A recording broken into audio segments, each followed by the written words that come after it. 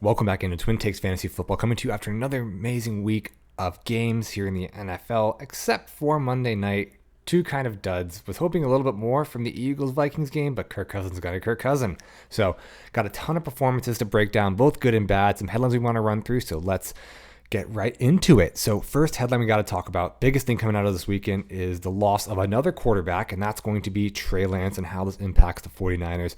Obviously, this is terrible for Trey Lance. Obviously, a very promising young quarterback, had tons of talent, had the coach around him that was good, had an organization that believed in him, and a pretty good organization with John Lynch and the 49ers there, had the pieces and team around him to be successful, which is where we see a lot of problems with the young quarterbacks as they're thrust into a situation that's not amenable. The 49ers truly have a great situation for him to be successful, and he just got injured and broke his ankle on a pretty standard routine run play. It's crazy how people didn't even think that it was that bad as his teammates tried to help him up, and he just fell back down. So just kind of a really bizarre injury there, and I really, really feel bad for the kid. This is really rough to deal with, especially early on in your career, only 2 games into the season. But how is this going to impact the 49ers? And honestly, despite my sorrow for Trey Lance, this is probably better for 49ers assets as a whole. Deebo Samuel obviously has a great connection with Jimmy Garoppolo. He's going to step up and probably resume. He's not going to match his production from last year, but he'll come close. Jimmy Garoppolo and Deebo have a good connection. He'll be targeted, and he'll be a great fantasy wide receiver. Also, Trey Lance took away from a lot of running back production in the 49ers backfield just because he was a running QB and he scrambled instead of dumping it off to them, or there's designed run plays for Trey Lance. So this is going to really boost the stock of whatever running back Kyle Shanahan is going with, whether it's TDP, whether it's Jeff Wilson or Elijah Mitchell when he gets back. Also, Deebo Samuel lining up in the backfield. We've seen him still be willing to take snaps out of the backfield per the Bears game. So again, stock up on him. The only person I would say that negatively is impacted by this, apart from Trey Lance, would be Brandon Ayuk. We had a ton of hype coming out of preseason about their connection in the deep ball. And even after Ayuk got out of the doghouse with Kyle Shanahan last year, it was never really a true fantasy breakout performance. He kind of had some middling 15, 14, 13-point performances, but nothing really game-breaking. And I don't think that the hype on preseason is going to return any value in that draft investment. So obviously a lot to digest with the 49ers, and we'll see how they adapt going forward. But Jimmy Garoppolo is one of the most capable backups, if not the most capable backup in the NFL right now, and should be able to take this 49ers team, and maybe they'll even be a little bit better given his experience. Number 2 is the Colts struggles, and the Colts are awful. The reason why Jonathan Taylor was picked number 101 is because he was assumed to be the heart and soul of this Colts team. And that's just not true. You can't have a one-dimensional team and still be good. We saw that with absolutely zero pass catching options, that the Jaguars just stacked the box and absolutely obliterated any running attack that the Colts tried to manifest. And a lot of this has to come down to, A, there's really no pass catching option outside of Michael Pittman, and B, Matt Ryan looks lost. He's not the upgrade over Carson Wentz that the Colts organization thought him to be.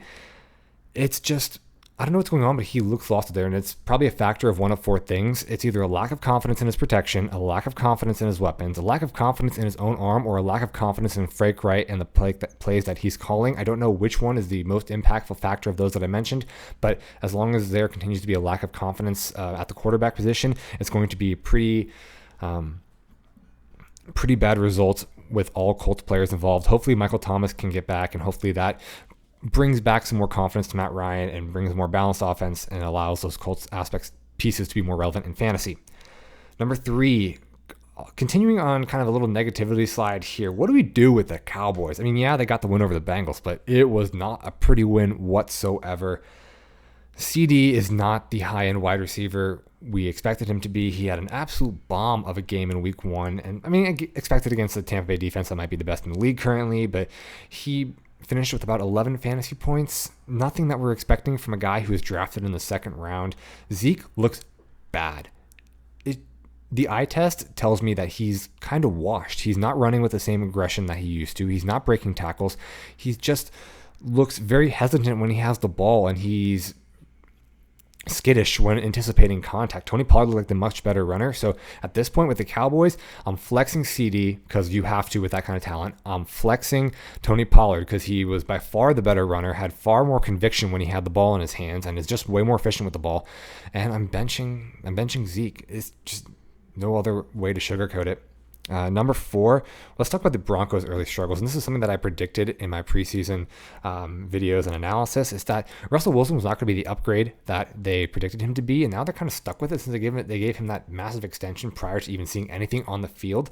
But even more so than that, Nathaniel Hackett just looks really incompetent as a play caller. And I thought Nathaniel Hackett coming from Green Bay was going to be a good coach despite Matt LaFleur being the one calling plays. But Hackett looks completely overwhelmed. I'm just a nerd that talks about fantasy and fake football, but even I can understand that last week they had this ultimatum of we get to this yard line, 64-yard field goal, Brian McManus kicks it. This past week against the Texans, they get down to about a 57-yard field goal and they punt it. Make that make sense to me. Please make that make sense to me. I don't understand what is going through the heads and how the decision making is coming down from the top levels of that Broncos coaching structure. So little concerned with the Broncos. I am kind of fading a lot of their pieces. I would still be willing to flex Courtland Sutton and Javonte Williams, but there's significant concern until Russell Wilson can try to recapture some of that magic prior to last season. Because even last season, he wasn't that good before the injury, and especially coming back from the thumb injury, it was pretty abysmal. And you can chalk up however much of that you want to the injury to his throwing hand, but I think it's not entirely responsible. I think there's just a fact that Russell is getting older and he's going through regression. He's focused on other stuff outside of his football career, and he's just taken a step back. He's not the quarterback that we expected him to be. Number 5th headline that we need to talk about is opportunity better than talent. And it's been week 2. It might be a little early to discuss this, but something that really we need to understand about how we pick pieces in our fantasy teams going forward. Do we go with opportunity or go with talent? And this is really derived from one tweet that I saw that Justin Fields and the Bears have thrown 28 passes in the first 2 games, and over the first 2 games for the Jets, Joe Flacco has thrown 100 passes. And now let's look at Darnell Mooney versus Garrett Wilson. And me personally, I think Darnell Mooney is slightly more talented. He has a lot more experience and is a better route runner. Garrett Wilson obviously is immensely talented and is a rookie, so he still has a little bit of that learning curve. But at this particular moment, I would prefer Mooney on my team over Garrett Wilson. But Mooney's averaging like 3 targets a game. Justin Fields is only passing the ball on average 14 times a game. There's just no way the Bears in and of themselves can sustain any sort of offensive weapons when there's only 14 passes to go around between all the offensive weapons. It's absolutely ridiculous. It's not sustainable for fantasy at all. Garrett Wilson, on the other hand, despite having other people to contend with, whether it's Michael Carter, Tyler Conklin, Elijah Moore, Breece Hall, he's still getting like 11, 12 targets a game. It's ridiculous with how much they're throwing the ball. And it just really begs the question, is opportunity better than talent? Let's go through some wide receivers that are super talented and compare them to Curtis Samuel, a guy who's a little bit older, a guy who's definitely not as talented as these guys I'm going to mention, but has had 2 monster fantasy weeks just because he's getting a ton of opportunity both through the air and on the ground. And I can think we all agree that between his 16-point week 1 and 19-point week 2, we would all love to be starting Curtis Samuel right now. DJ Moore, Curtis Samuel. Deontay Johnson or Curtis Samuel. Any of the New England wide receivers are Curtis Samuel. Kyle Pitts or Curtis Samuel. All these guys I think are immensely more talented. They're just not getting, in their respective offenses, enough production or opportunity to even sustain something relevant for fantasy, while Ron Rivera is making sure Curtis Samuel is getting tons of opportunity despite his lesser talents. And finally, I know last night's Monday night game were pretty disappointing, but I think it just tells us we see our top team in the NFC is the Eagles, and the top team in the AFC is the Bills. They looked dominant against their respective opponents. Not that the Bills game was supposed to be close, but they just absolutely manhandled the Titans and their supposedly vaulted defense and Jeffrey Simmons, who looked really good in week 1. And the Vikings were getting pretty high after their week 1 win versus Green Bay, and Eagles absolutely decimated them. Maybe it's just Kirk Cousins being Kirk Cousins in Monday night in primetime, but the Eagles looked really, really good against a very dynamic offensive team. So let's just get it over with. Let's grade my guys. Not as good as week 1. First off, Nyheim Hines. We talked about this and how the Colts were just overall just a terrible team this week with the lack of confidence in Matt Ryan and no true receiving weapons. So Nyheim Hines expected for 8.09 points, ended up with 5.7 points. I'm giving that a D. It makes it a little bit better when you understand that Jonathan Taylor ended up with 6.8 points. So As a comparative, he was a better play, I guess, as far as you look at his projected point totals. But yeah, I'm very, very concerned about what's going on in Indianapolis right now. The Colts are a team at 0-2 that is worrisome. I hope they get it back on track, but I'm very hesitant with those pieces, and I hope that Michael Pittman coming back will help realign that train. Secondly, Josh Jacobs. I'm giving this a D as well. He was expected for 10.87 and it results with 8.6. I don't know what happened. He looks good in the first half, and I was expecting a lot of good things after what Clyde Edwards-Helaire did from a pass catching standpoint against the Cardinals in week 1.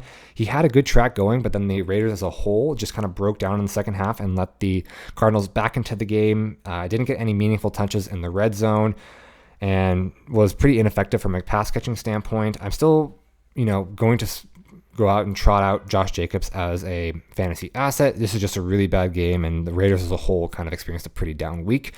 So, but I can't, use that as an excuse. So it's going to be a D.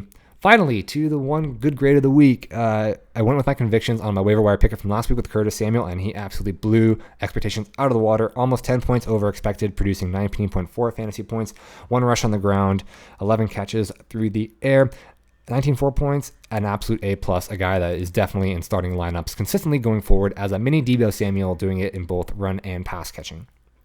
Number 4, Robert Tonyan. This is a big one because the analysis was there. It was right. It just didn't manifest for Robert Tonyan.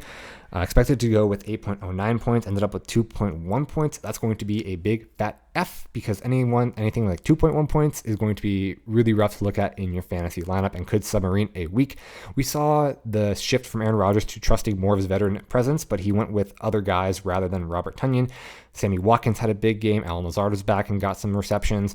Obviously, Aaron Jones was the biggest benefactor, but the process was there. It just didn't manifest for the particular veteran that I chose, which was Robert Tonyan. So I love the fact, maybe an F+. No. It's an F. 2.1 points is definitely enough. Finally, we're going to wrap it up with Chase Claypool. And this is a guy that's really concerning because there's a lot of hype coming out of him, and I loved him given his freshman year. Mr. Mapletron had a really breakout year with a really bad quarterback in Ben Roethlisberger. And he's just been unable to produce since then. He's expected for 9.99 fantasy points, almost 10, and he produced just 4.6. And this is especially concerning given the fact that some of the skill position players like Najee Harris were dealing with foot injuries and probably not at 100%. And this was the opportunity that I expected Chase Claypool to step up and really make himself a force in that offense, really come into year 3 with a bang, as we've seen historically from most wide receivers. And whatever is the limiting factor, whether it's Chase Claypool's talent in and of itself, whether it's the quarterback and Mitch Trubisky, I can't get on board with Chase Claypool, and he's honestly a drop candidate for me right now. If I'm sitting at a guy whose ceiling is 10, 11, 12 points, that's not going to win me a week. That's just meh. I don't feel strongly with that. And if that's the ceiling that's perceived on Chase Claypool, I'm going to drop him and try to pick up a guy off the waiver wire that I think can get 15, 16, upwards of 20 fantasy points, because that's how I'm planning on winning my weeks. It's taking risk. It's not going with the safe options. So Chase Claypool's inherent ceiling that's incredibly low means that I'm moving on and looking for other options. So just to recap, Nyheim Hines, D. Josh Jacobs, D. Curtis Samuel, A+. Robert Tonyan, F. Chase Claypool is another F. I will be better next week, I promise. Rough week. All right, let's flip the script. Let's talk about some duds. Lamar Jackson, 42.62 fantasy points. Pay that man his money. He looked absolutely amazing doing it through the air and on the ground. Over 100 rushing yards and a touchdown, and 3 touchdowns, 300 passing yards through the air. This man is truly special. We have not seen anyone like him before. He is better than Michael Vick. Enjoy watching this unicorn of a player while you still can. He is truly special, and I'm very excited for what he can do for the rest of the fantasy season. He definitely helped a lot of people win their weeks. Really good. And obviously, it was a disappointing result at the end, but it's no fault of Lamar's alone. And I'm not really worried about the Baltimore team as a whole. Putting up 38 points was incredible. It was a small blip on the radar. It was very uncharacteristic defense down the stretch for Baltimore. I expect them to be still one of the best teams in the AFC, and Lamar to continue to put up historic numbers. Moving on, number 2 and number 3 are wrapped up in the Miami Dolphins. So obviously Tua definitely gets a nod here with 38.86 fantasy points. Was absolutely amazing. 6 touchdowns, 400 passing yards. The man was on fire. Has not only Mike McDaniels instilled an offense that's better suited to his skill points, but he's made a ton of improvements as a passer in and of himself. Some of the passes that 3rd and 11 to Mike Gesicki in the end zone, that was a huge detriment or a huge con that people point out about Tua, that he can't throw over the middle. He can't make those tight window throws, and he did it. And that was one of the best throws I saw from him all day, and I'm very excited. This is a guy that I was telling people to pick up at the end of drafts and put on your bench. It's looking like he's going to pay off, especially in that Mike McDaniels offense. It's all it's lived up to be. And I've seen people bench Tom Brady, Russell Wilson, guys like that in favor of starting Tua going forward. So this should be a really, really fun offense to watch and someone that can really drive a lot of fantasy points. Jalen Waddle and Tyreek Hill, both the Miami wide receivers I roped in here. Jalen had 34.6, Tyreek had 36.5 points.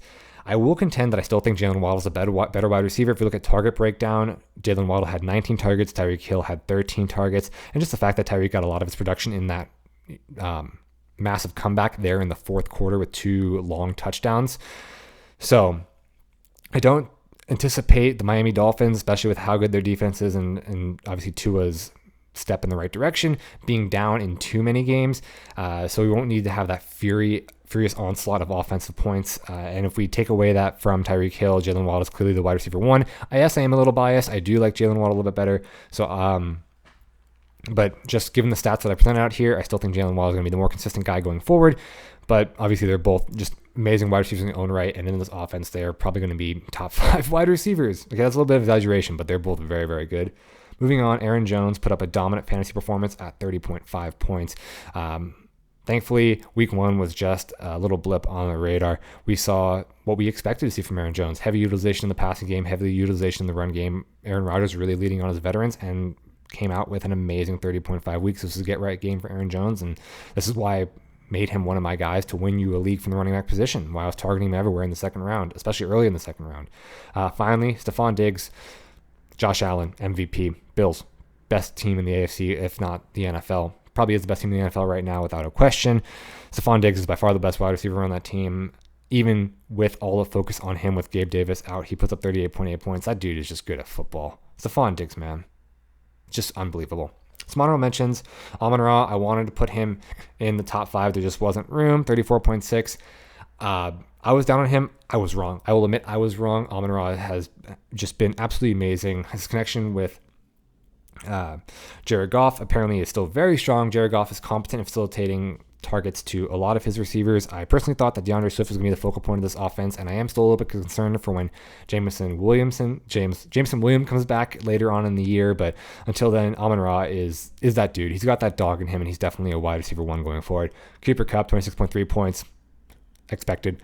Tony Pollard, 17.8. Obviously not a super stud week, but I do want to mention him here just because I think he's going to be the Cowboys running back 1 going forward and should be definitely a flex in lineups, and 17.8 points from that position is great. Love the way he runs. I love the way he handles contact, and his efficiency, I think, is better than most running backs currently we see in the NFL. Carson Wentz, this pains me. Like, I don't like Carson Wentz at all. That's not a surprise, but the dude just keeps putting in work and putting up good numbers despite some turnovers. He was negative points after the first half, but then turns it around, ends up with 27.8 fantasy points. Unreal, dude. Absolutely unreal. Has a ton of offensive weapons around him to utilize, and I think that Ron Rivera is getting the most out of both him and the weapons around him. Christian Kirk, 22.8, taking advantage of the lack of talent with Treadwell and Chenault being shipped out of Jacksonville. Obviously, Trevor Lawrence's favorite target through the air. Amari Cooper, 20.6, thank God. Something actually materialized from the Browns passing game. I'm not going to have full confidence on Amari Cooper yet, but it's good to know that he's still a very talented receiver and got some stuff left in him. Garrett Wilson, the rookies are starting to make their presence felt here. Garrett Wilson with 26.0 and Drake London with 20.6 points being heavily utilized in their respective offenses. Start the rookies, man. It's been a quick ramp-up period, so I'm going to continue to roll with the rookies, and hopefully they lead some people to some fantasy championships. Nick Chubb, 30.8, just an absolute monster game on the ground for him. We know that the running game in Cleveland is the heart and soul of their offense. Chubb got the touchdowns this week, and he's absolutely going to be the most dynamic player on this offense. Mark Andrews, obviously, rough week 1, comes back, definitely gets his fair share of targets and touchdowns and points from that 38-point performance from the Ravens, 21.2. This is why he was one of the top tight ends taken off the board. Curtis Samuel, I'm throwing him in here even though he didn't break the 20-point barrier, but, got to pat myself on the back for calling him a my guy, especially ripping him off the waiver wire. Mike Williams, 21.3, get right game for him. Definitely nothing to be concerned about after the week 1 performance. There's just a lot of, mouths to feed there in Los Angeles. Justin Herbert, 23.4, maybe a slightly better than average game, but man, I just got to include him. He's so good. I mean, who else is going to have cracked rib cartilage and come back in there, can barely hold himself upright, couldn't jog, had trouble walking, throws a dime to DeAndre Carter and throws a touchdown to try to bring the game back to something manageable. I mean, this dude is so talented and so freaking special. The Chargers got themselves a good one, and I just have to include Justin Herbert for that standpoint alone from not leaving the game. That's amazing. Jalen Hurts, Josh Allen, 2 amazing quarterbacks from last night. I mean, this is the point we talked about last week. They're both so dynamic in both the rushing and the passing game. They have amazing weapons around them. They have very competent coaching staffs that know how to utilize their skills. They're going to put up weeks. These are guys that you set forget no matter what the lineup is. And if you have these guys, you are in a very, very nice position going forward. So that's the studs of the week. Now let's go into duds. I'll talk about some of these guys that I do have a little bit of concerns about and if that's warranted or not based on their performance going forward. Kyle Pitts, 2.9 points. This is why we don't draft tight ends outside the top 2. I said if Kelsey or Andrews gets down to the round 3, take him there. It's definitely good. But after that, I'm really waiting on tight end just because tight end, the positional value, yes, I understand that the tight end 1 is way better than the tight end 10, and there you can get a lot of the delta in points is significantly greater. But tight end is positioned because it has blocking responsibilities. 33% of the routes or the snaps that they're out there for, they're blocking. They're not even involved in the offense or the passing game, and there's no points for them, no potential for them to pick up fantasy points. So that's what Kyle Pitts is being utilized as, and it's just rough watching him be trot out there and not be put in a position to even be considered for a target or a reception or stuff. So yeah, this is rough despite the talent that Kyle Pitts has. It's might be a little bit panic for Kyle Pitts owners. Jerry Jeudy, 1.7 points. This is obviously concerning. He was taken out because of the injury, and this doesn't do anything to dispel his injury-prone record. But again, as we talked about earlier, I'm more concerned with Russell Wilson's lack of efficiency managing the offense and Hackett's abysmal play calling. Jonathan Taylor, 6.8 points. I mean, this was just a bad game from the Colts. I expect Frank Reich to, figure it out, get it right. Michael Pittman coming back should be a huge boon to that offense. Jonathan Taylor was 101 for a reason. You're not worried at all. This is just a bad game. He'll bounce back. Zeke Elliott, again, Pollard looks better. I'm starting Pollard over Zeke going forward. Zeke is on the bench, no question about it. This is definitely a panic time for any Zeke managers. Dalvin Cook, 5.6 points. That was just a bad game from the Vikings all around, but I'm going to chalk it up to Kirk Cousins being Kirk Cousins on Monday Night Football. When the lights get bright, he shrinks, and it was just a bad game for any of the Vikings offensive weapons as a whole. Dalvin Jefferson had, I think Jefferson only had like 6 points, and Adam Thielen just goosed, not a single reception. So I'm not super worried. I think Kevin O'Connell will figure it out. He's still a rookie head coach. He had a great week 1. He'll come back. He'll figure out what went wrong. The Vikings offensive weapons are still guys that I'm going out and starting with full confidence. So some honorable mentions outside of those guys I just mentioned. Mike Evans, 7.6 points. I mean, this is not unexpected. Marshall Lattimore has always given him trouble. These are always like dirty, grimy, low-scoring, physical games. He got ejected, which does suck. He's suspended for 1 game, but I still expect him to be a really relevant wide receiver 1, especially with Tom Brady throwing him the ball. Definitely not worried about that. Juju, 2.5 points. My takeaway from this is the fact that there is no reliable Kansas City wide receiver. Even Patrick Mahomes has come out and talked about the fact that, listen, when we have guys in that position, we just go with who's open. Between Justin Watson, MVS, Mecole Hardman, Juju, they're going to all...